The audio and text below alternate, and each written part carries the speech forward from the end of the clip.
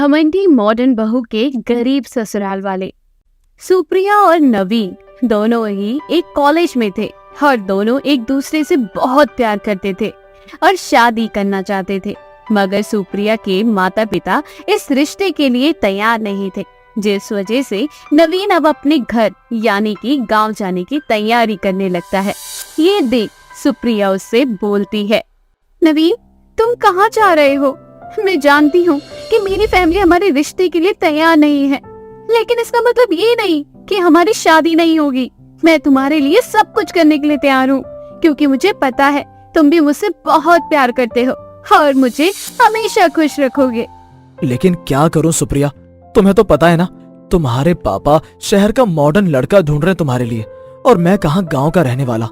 मुझे कुछ भी नहीं पता, मुझे बस तुम्हारे साथ रहना है और आज शाम को हम मंदिर में शादी करेंगे। ये दुनिया, ये समाज बस पुरानी सोच को आज के समय में डालने की कोशिश कर रहा है, लेकिन आजकल के टाइम पर हम जैसे लोग इन चीजों को बिल्कुल भी नहीं मानेंगे। सच में तुम मुझसे शादी करने के लिए तैयार हो? अब मेरा मतलब है कि तुम अभी भी सोच लो। नवीन, जो मैंने तुमसे प्यार किया था तब मैंने कुछ नहीं सोचा था, तो अब क्यों सोचना? मुझे तुम्हारे साथ ही रहना है, फिर चाहे कुछ भी हो जाए, और आज शाम को हम मंदिर में शादी करेंगे। नवीन और सुप्रिया शादी कर लेते हैं, जिसके बाद नवीन सुप्रिया को अपने गांव ले जाता है। नवीन एक गरीब परिवार से था, उसके घर की हालत देखकर सुप्रिया का मन उतर जाता है। हे भगवान, ये सब क्या है? नवीन इतना गरीब है, मुझे तो ये पता ही नहीं था। कैसे रहूंगी इस घर में? इसका घर देखकर तो मेरा प्यार कम पड़ने लग गया है। तभी सुप्रिया की सास सुप्रिया से बोलती है, अरे बहू, अपने शुभ कदम से इस कलश को गिराते हुए अंदर आओ। हम तो बहुत खुश हैं, आज हमारे घर में लक्ष्मी आई है और हम अपने घर में लक्ष्मी का स्वागत तो अच्छे तरीके से करेंगे ना। पूरा समाज देखेगा कैसे हमने अपनी लक्ष्मी का स्वागत किया है। हाँ हाँ, पूरा समाज इन गरीबों का स्वागत ही तो देखने के लिए बैठा है। जेब में 1 रुपया नहीं और सपने देख रहे हैं बड़े बड़े। पता नहीं कहाँ फंस गई मैं। सही कहा है किसी ने, प्यार में इतना अंधा हो जाता है कि उसे सही गलत का कुछ पता ही नहीं होता। अगर माँ बाप की बात मानकर शादी कर ली होती तो शायद आज ऐसा आराम की जिंदगी जी रही होती। सुप्रिया के आने से नवीन के माता पिता बहुत खुश थे। ऐसे ही सुप्रिया रात को कमरे में थी, गर्मी से वो बेहाल हो रही थी। तभी नवीन उसके करीब आने की कोशिश करता है।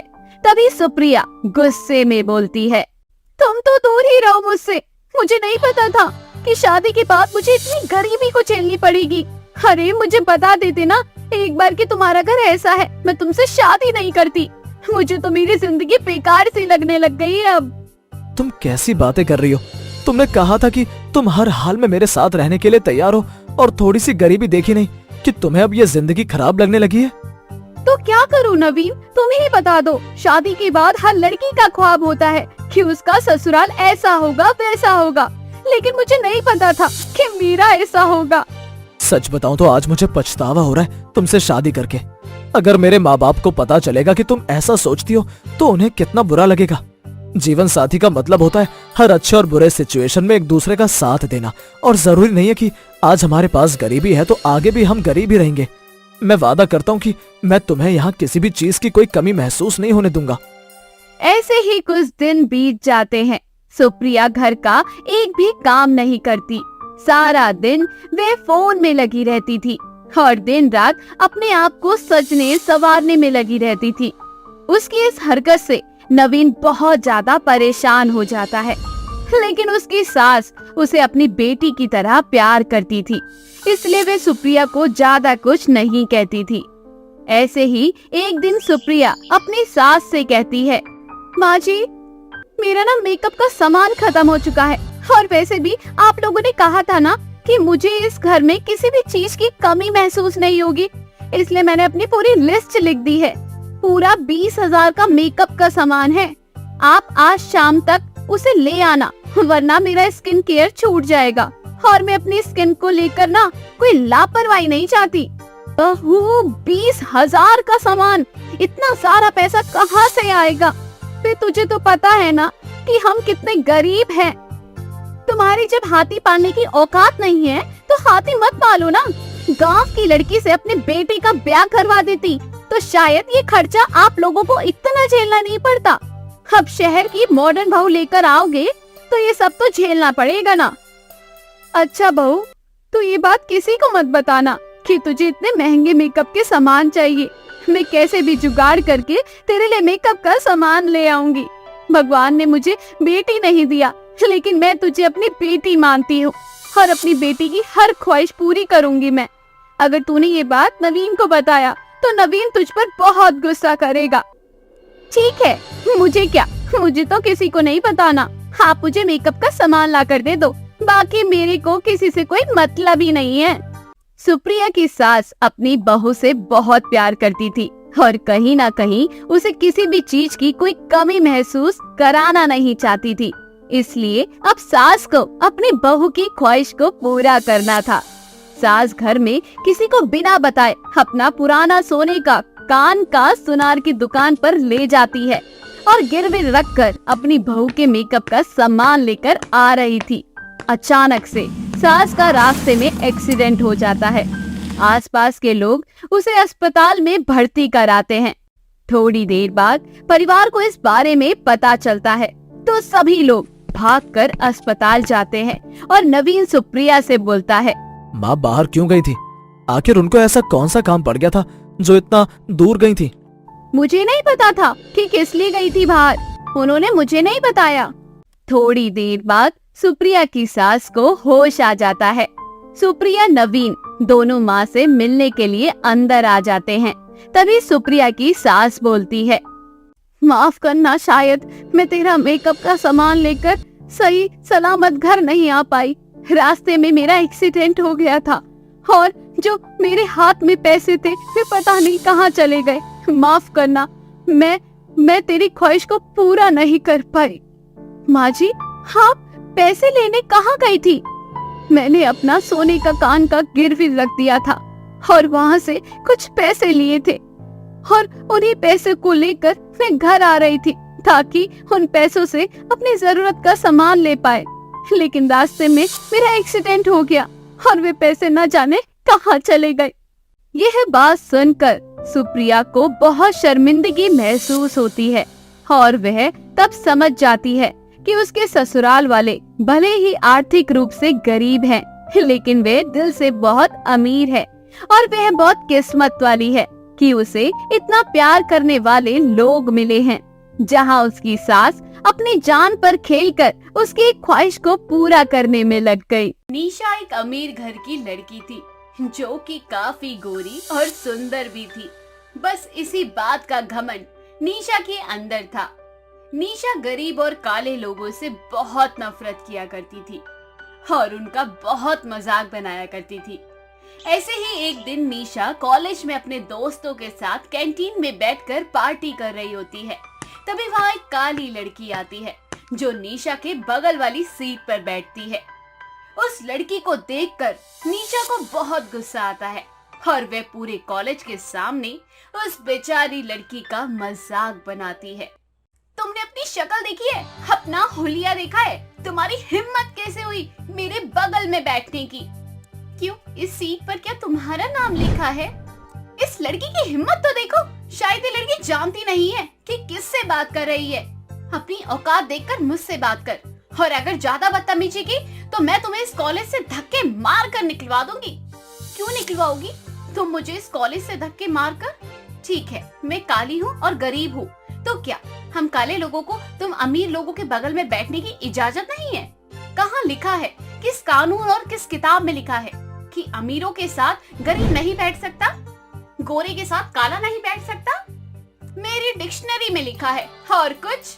इतना बोलकर निशा उस लड़की को एक तमाचा मारती है और उसके मुंह पर पानी का गिलास फेंक देती है और वहां से चली जाती है। एक गरीब लड़की की बेइज्जती करके निशा को बहुत अच्छा लगता है। समय यूं ही बीतता है और एक दिन निशा के घर पर उसकी मौसी की लड़की आती है जिसका रंग भी काला था। वह हर बार की तरह अपनी मौसी की बेटी का मजाक बनाती है। तो तुम फिर यहाँ आ गई? मुझे समझ नहीं आता तुम इतनी बेशर्म कैसे हो सकती हो?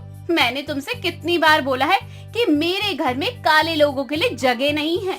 क्या अब मैं घर के बाहर एक बोर्ड लगा दूं? निशा, लगता है तुम्हें किसी ने बताया नहीं कि तुम कितनी घमंडी और बदतमीज हो। इंसान को अपने गोरे रंग पर कभी घमंड नहीं करना चाहिए, क्योंकि भगवान सबका हिसाब करता है। और मेरी बदुआ लगेगी तुम्हें। जिस तरह तुम गरीब और काले लोगों का मजाक उड़ाती हो ना, देखना एक दिन तुम्हारी शादी एक गरीब घर में होगी, जहाँ तुम्हारे गोरे रंग की कोई कीमत नहीं होगी। निशा को अपनी बहन की बातों से कोई फर्क नहीं पड़ता। समय ऐसे ही बीतता है और समय का पहिया कुछ इस तरह चलता है कि निशा की बहन की बात सच हो जाती है और निशा को एक गरीब लड़के से प्यार हो जाता है। पर निशा इस बात से अनजान थी कि जिस लड़के से वे प्यार करती है, वे लड़का गरीब घर से है। अब निशा बिना उसकी फैमिली बैकग्राउंड देखे अमित से शादी कर लेती है और शादी के बाद निशा को पता चलता है कि अमित एक गरीब परिवार से है। अमित, यह तुम्हारा घर है? ये कबाड़ खाना। तुम अपने परिवार के साथ इस घर में कैसे एडजस्ट करते हो? निशा, ये क्या तरीका है बात करने का? आज तुम्हारा मेरे घर में पहला दिन है और तुम अपने ससुराल में पहले ही दिन इस तरह से बदतमीजी कर रही हो। आखिर इतना घमंड अच्छा नहीं होता। घमंड तो होगा ही ना मेरे अंदर। आखिर मैं इतने अच्छे घर से जो हूँ और इतनी गोरी भी, पर तुम्हारे घर में तुम्हें छोड़कर सब काले हैं और तुम्हारा घर कितना छोटा है। अगर मुझे पता होता कि तुम गरीब हो तो मैं तुमसे कभी शादी नहीं करती। मैंने गलती करी, तुम्हारी फैमिली बैकग्राउंड चेक नहीं किया। अमित निशा को काफी समझाने की कोशिश करता है, पर निशा अपना रवैया नहीं बदलती। और कुछ देर बाद जब उसकी सास विमला निशा के पास आती है, तो निशा अपनी सास से बड़े ही बेरुखी से बात करती है। ओह माय गॉड, गरीब लोग का पता नहीं क्यों मेरे सामने आ जाते हैं। बुढ़िया, वह तो मेरी किस्मत खराब है, मैं घर की बहू बन गई। बहू? क्या तुम्हारे माँ बाप ने तुम्हें कुछ नहीं सिखाया? अमित बेटा, बहू किस तरह से बातें कर रही है? तूने तो कहा था कि लड़की बहुत अच्छी है, बातों से तो लगता नहीं। गरीब की हिम्मत तो देखो कितनी ज्यादा बढ़ गई। अमित, क्या तुमने अपनी माँ को नहीं बताया कि मैं कौन हूँ? मुझे जानने की जरूरत नहीं है कि तुम कौन हो। अब तुम एक बात अच्छे से जान लो, तुम इस घर की बहू हो और आज शाम को तुम्हारी मुंह दिखाई है और उसके बाद आज ही तुम्हारी पहली रसोई भी होगी। तो सारी तैयारियां कर लो, मेहमानों के सामने मेरी बेइज्जती मत करवाना।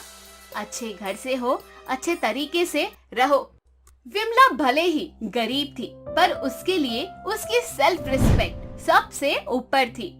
इसलिए वे अपनी नई नवेली बहू की बदतमीजी नहीं झेलती और उसे तमीज सिखाती है।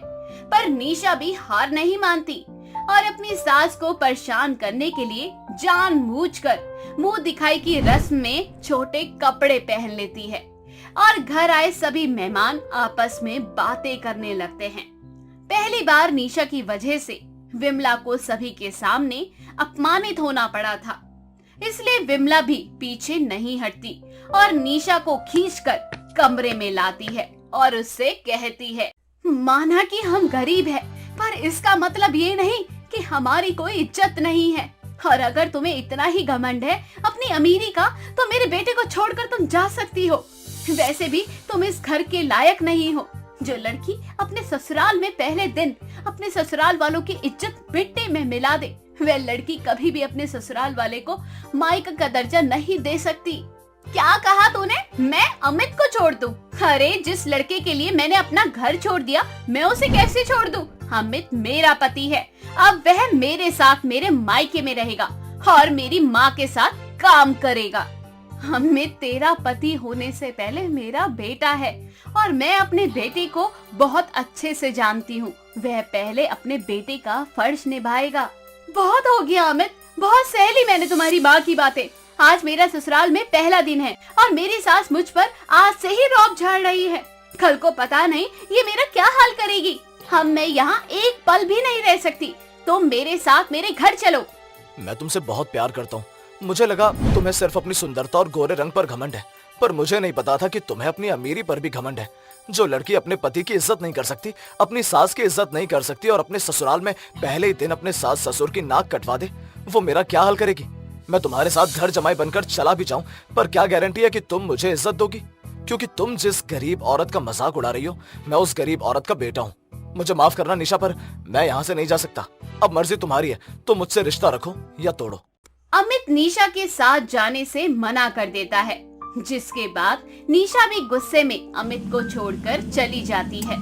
पर जब निशा अपने मायके जाती है तो उसकी माँ भी उसे अपनाने से मना कर देती है और उसे उसके ससुराल जाने को कहती है।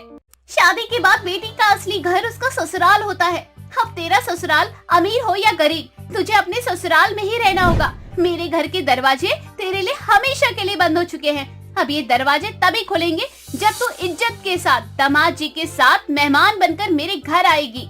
अब निशा के पास ना तो ससुराल का घर था और ना ही मायके का, जिस वजह से निशा की आंखें खुल जाती है और वह अपने ससुराल वापस जाती है और अपनी सास से अपनी गलतियों की माफी मांगती है। विमला भी अपनी बहू को माफ कर देती है, जिसके बाद फिर कभी निशा अपने गोरे रंग का और अपने अमीर होने का घमंड नहीं दिखाती और अपने गरीब ससुराल में घुल मिल कर रहती है।